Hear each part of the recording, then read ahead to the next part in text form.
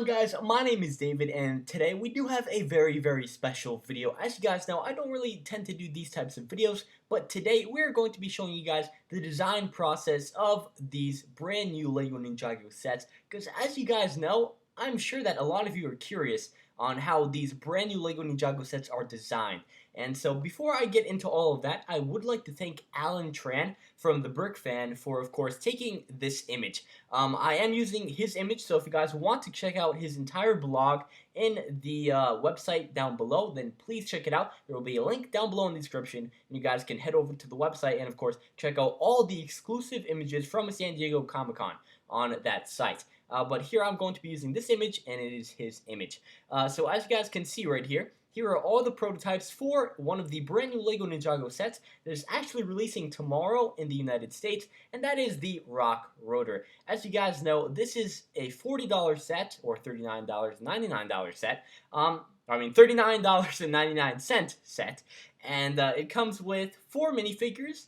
I believe all of them are exclusive, or at least kind of exclusive, and this set actually does feature a 6-stud rapid shooter and a detachable turret. Now, the detachable turret does not actually fire off any projectiles.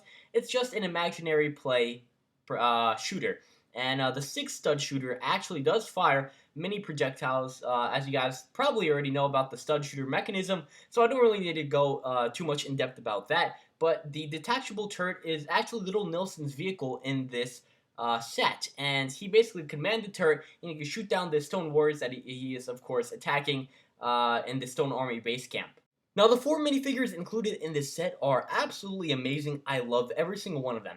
The first one is, of course, probably the one that you all will be getting the set for, and that is Cole in his RX suit. As you guys know, this suit is very interesting because this is the first time, I believe at least the first time, that we're getting a Ninjago minifigure with translucent arms. And those arms actually do also have printing on them, which is very awesome.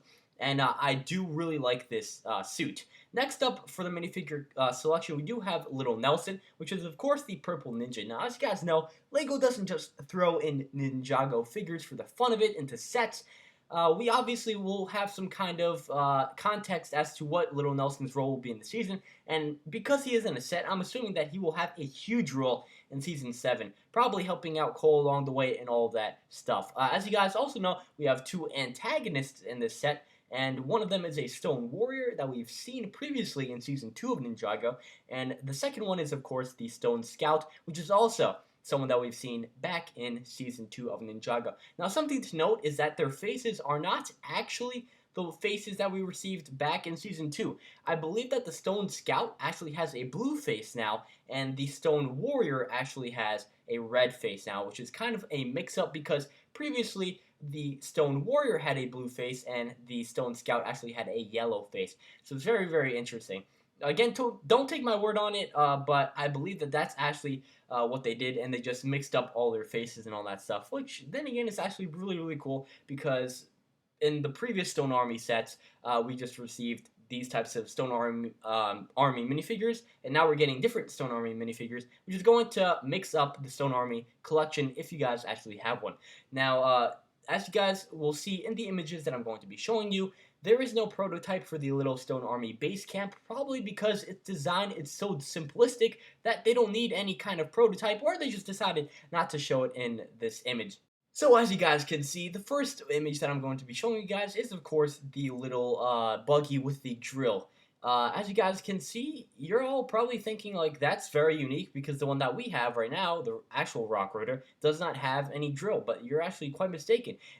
Towards the back of the current Rock Rotor, there is actually a drill that you can take out from the stud shooter, and you could basically just switch their places, and you could put the stud shooter towards the back, take out the drill from the back, put it in, and it's going to spin around like a drill. And so yeah.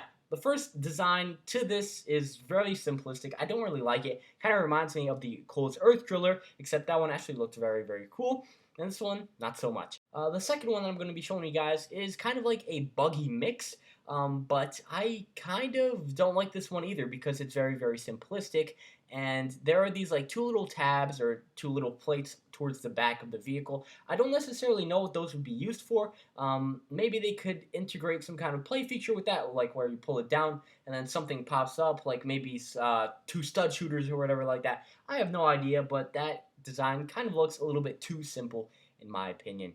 Now, the third one actually looks very, very interesting. I actually like this one because if you guys notice, it actually is a steep decline from the top of the vehicle to the bottom of the vehicle. And the windshield is a very cool piece, and it's actually used in a different way than it is in the current rock rotor. It's just used backwards and like a normal actual vehicle.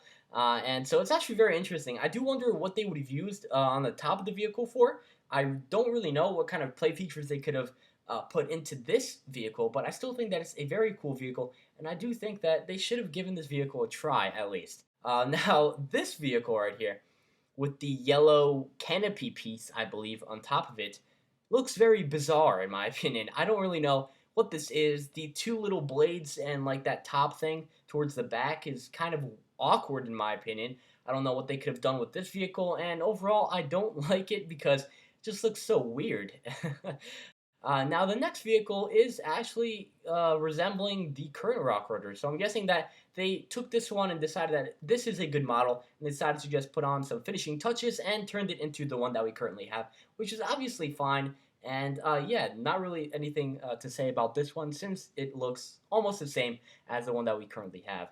Now, the next one is very, very awesome in my opinion, and I do think that this is the one that they should have went with in the rock rotor. Honestly, this is a heavy duty Jeep, and I love the idea of having a Ninja Jeep in Ninjago. I don't know why, but like they've had motorcycles, they've had flying pirate ships, they've had flying zeppelins.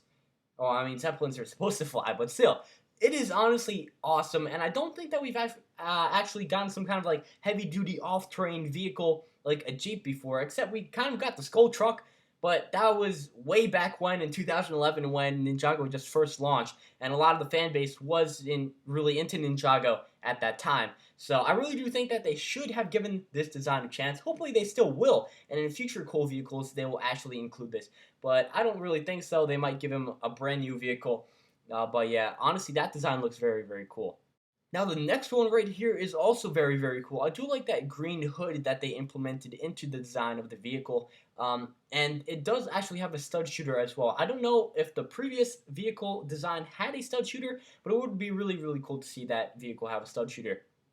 Now it actually looks really, really cool. Kind of looks like a pickup trunk and truck. I mean, and towards like the trunk area, I do think that there's actually some storage area where you could put little Nelson and maybe had a few weapons or something like that. I don't really know what's towards the back of that, but obviously it would be something really, really cool that would show off the vehicle. I really don't know what to make out of this vehicle. It looks really, really weird, and I don't know whether I like it or not. But it's really, really bizarre. Kind of like the one with the yellow canopy on top of it. I don't know, but it probably would be like really unique and something that we've never seen before. And I think Lego should probably give it a chance. It kind of reminds me of the what was that set in the possession with Jay's vehicle? I forgot what that was called. It was Jay's vehicle and had like that suction vacuum thing, right, where it could vacuum all the screamers and all the ghosts and all that stuff. This kind of reminds me of it. I don't remember what that was called though. If you guys remember what it was called, please tell me in the comment section down below. The next vehicle actually also looks very, very similar to the one that we currently have. It also does have that nice extension of flagpoles towards the back of the vehicle, which is, of course, what Lego went for as well. Although I don't believe that they actually have the macaroni pieces attaching these flagpoles. So I kind of like the inclusion of the macaroni pieces into the current version of the rock rotor.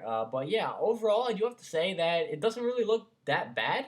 And doesn't really look that similar, but I do think that the detachable turret is something that they would just need to add on, and then it would probably look almost the same as the one that we have right now, except it has a little bit too much brown than the current version.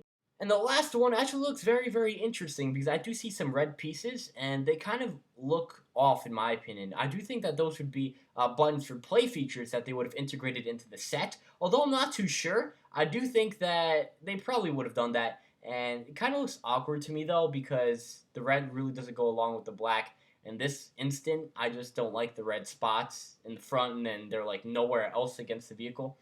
But yeah, overall, I do have to say that if they had went with the Jeep style vehicles, those two with the green hood and then just the Greep, I mean not Greep, green. What am I talking about? The Jeep. Oh my goodness, I was trying to say green and Jeep at the same time. If they went with the green hooded vehicle and if they went with the black heavy duty Jeep, I think that that would have been an awesome set. And one of those two designs would be absolutely amazing. I would have probably bought the set actually if they made those designs into the actual set. But unfortunately, this is how it is. As you guys know, I don't really like this set. I'm not really too much of a fan of it just because of its design. But I'm sure that any of you guys that get the set will absolutely have a blast if you purchase it. Because, yeah, honestly, I think that you guys will have a lot of fun with this set. But yeah, I just thought I might as well point out some of the little prototypes to this set. And I thought that it'd just be very interesting for you guys to see how LEGO designers build the prototypes to these sets and design vehicles that we normally would not have seen unless LEGO, of course, showed us. So thank you all so much for watching. If you guys did enjoy this video, then please leave a like, as I would be highly appreciated. And subscribe if you guys want more LEGO Ninjago content. I do tend to upload every single day. So if you guys don't want to miss out on all new Ninjago content, then please subscribe. As you guys know, my name is David. Thank you all so much for watching. And I'll catch you guys in my next video.